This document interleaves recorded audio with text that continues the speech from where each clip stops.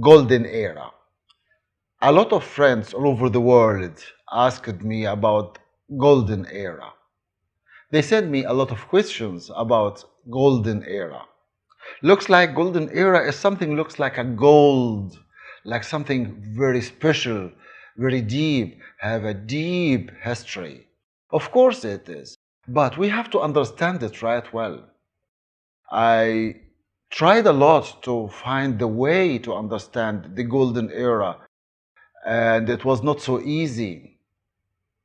All the dancers all over the world looking for golden era.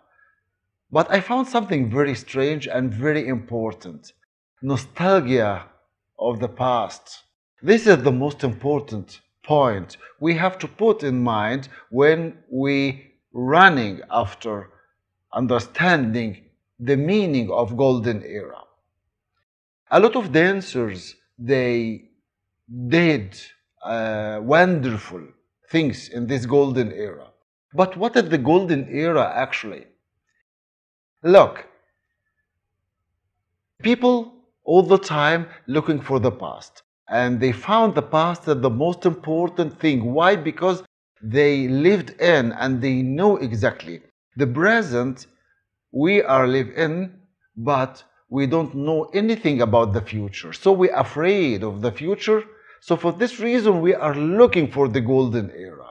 And of course, we have this nostalgia of the past. What had happened, we know. In the present, everything coming by the time. But in the future, nobody knows the future actually 100%.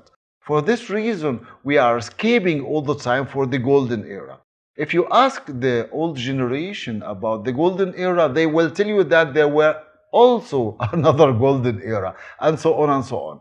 I still remember one story about, I think, Ramses II or third, Ramses III, when he stood up in the front of the pyramids and said that he was talking with the pyramid, he said that you saw thousands of years before I come. So you know the history of this thousands of years.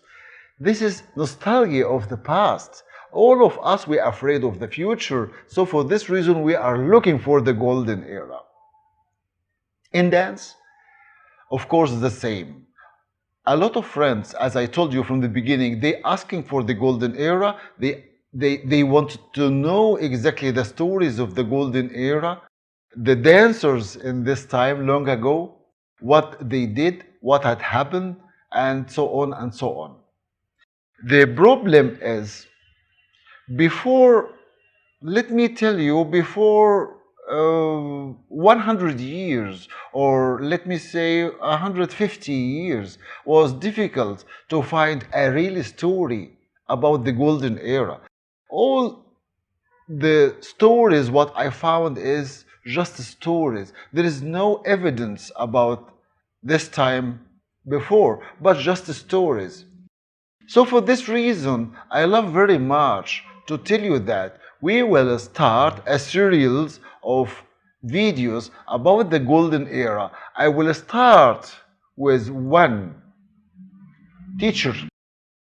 They said that she said that she was the mother of artists. And she is very famous all over the world now, same like what she did in this time or in her time. Her name is Badia Masabni. So I will start with Badia Masabni little bit before. Maybe I will look for something, but I will give you the whole story about the golden era started from Badia Masabni, because as I told you now, she was the mother of artists. I found a lot of stages in her life, which is very important. For this reason, we will stop in some of these stages to let you understand what she did in this golden era, which was her real time, her real life, and what had happened later, to let us understand exactly how developed this type of dance, what are we doing now or what we love now. So let's go and see exactly what was in this time actually.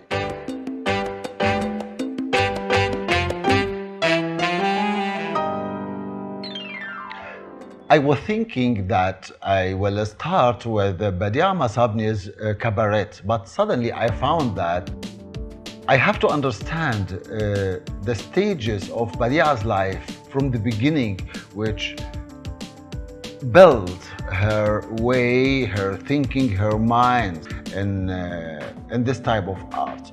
This will give us some keys to understand exactly what had happened and how we start have all these dancers who we are know by names or we met them and something like that. So I found that Badia Masabni's life is has a lot of stages, as I told you, and we have to understand some of these stages to open the gate to understand this golden era and how these dancers became much more famous with all of their performance, type of performance of what we love.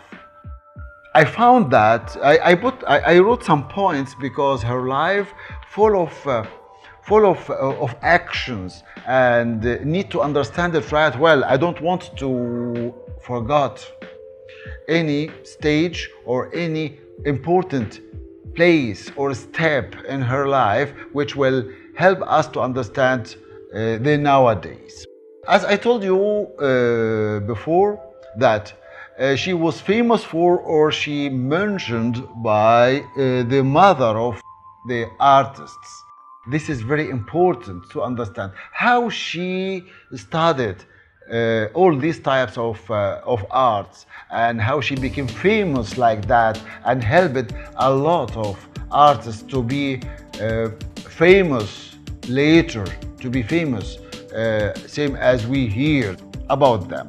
Her father, I will start by her family. Her father, he is from Beirut, from Lebanon, and her mother from Syria. And her mother, her name is Jamila Shaguri, from Shaguri's family. And her father's name, Habib Masabni. She had 4 brothers and 3 sisters. There is a story. There are a lot of stories about her life in the beginning, in this time. Look, her father died. Some people said that because he became poor, so someone killed him. Many stories. We don't put these stories in the front of us, but another story which is very important, that in the during the ceremony or in the ceremony of her father's death, someone stolen the family's money. So the family suddenly they found themselves haven't any money to live. So for this reason, her mother decided to travel outside Levant area. In this time, a lot of Lebanese and Syrian people, they traveled outside Lebanon for many places or to many places all over the world, especially Latin America. For this reason, all of them, they traveled to Latin America after that, except one, as she said, she died over there in Lebanon. One of her sisters, she died in Lebanon. So she went to Latin America and she had in this time around, as she said, around 7 or 8 years old. She said that by herself. They went over there and she stayed over there for about 8 years or 9 years. Later, over there. She studied in the beginning in the schools in the Latin area or in Latin America. She studied the art, dance, singing, music, play music a little, and also play in theaters, as also she said. She said also that She came to Egypt, or she entered Egypt 1912. 1912 with her mother. They came for a vacation, and she went in this time to Asbakia Garden. Asbakia Garden is very important. You have to understand the Asbakia Garden in Cairo. The Asbakia Garden created before, of course, before this time. Let us start with the French campaign. The French campaign, they entered Egypt 1797, something like that, 1797. They wrote in their book, I mean the description of Egypt, or the description of Egypt, they wrote that this area, by the way, Asbakia Garden, it is in city center. It is the city center of Cairo. They wrote that this area was full of, or let me say, full of water. It was a big lake surrounded by gardens. And they said that sometimes in the evening you can feel that a lot of birds spread in this area. Why? Because of the sky and the stars in the evening reflecting onto the water. They loved it very much, and the soldiers love all the time to take some boats or to get some boats and go inside this lake. It was a very big lake. I know this area, of course, because I come from this area, and my family were living in this area. But of course, nowadays, not long time with the French people, of course. So I know this area. Now we haven't any lake in this area. Later, let me tell you, later after Muhammad Ali's era, in Muhammad Ali's era, he changed this area because this area was very important, especially for the wealthy people who built houses or villas around this lake, and they loved very much to live in. So Muhammad Ali was thinking that he can use this area to be a special area, especially or important area, especially for the foreigners. They can come and live in. For this reason, he asked a lot of engineers from all over the world coming to Egypt and build a wonderful houses, a wonderful villas around this area. Step by step, or later, the lake became smaller and smaller until disappeared. But the garden or the gardens in this area stayed until maybe 70 years ago or something like that. Not now, not anymore, except maybe one area still have some gardens or some garden near to or inside the Asbakia place. Anyway, she arrived with her mother in a vacation to Egypt, and she went to Asbakia. And this time, Asbakia was full of theaters and wonderful places, entertainment places you can enter and you can stay. And she loved very much to play patinage, as she said. So she went to Asbakia Garden and she started to play her wonderful game. Suddenly, someone, Egyptian, he saw her, start talking with her by Arabic, of course, and she said she answered him, and he said that, "Are you Arabian?" She said, "Yes, but why your language is not right well? Arabic right well?" He asked her. She said that because she is Arabian, but she live in Latin America, and she speaks Spanish more than Arabic. He said to her, "Okay, I can teach you. I can help you to study the Arabic language. But why not if you can come and play with us?" He was explaining to her that she can go with him to a theater of someone. He is, or he was, Egyptian actor, and they were collecting some people in this time long ago to act with them on the stage in this theater. She agreed and she said yes, okay, why not? Then they went together to this actor who saw her and said that wow, she is perfect and she can work with us. But what about her language? She cannot speak Arabic very well. He said, or he asked the man who brought her to him, helping her to study the Arabic language. She said after 3 months she became perfect in speaking and reading but not writing. And she started to do some rehearsals with them to be one of the actors in this time. As I told you, 12 years old or 13 years old, as she mentioned or as she said.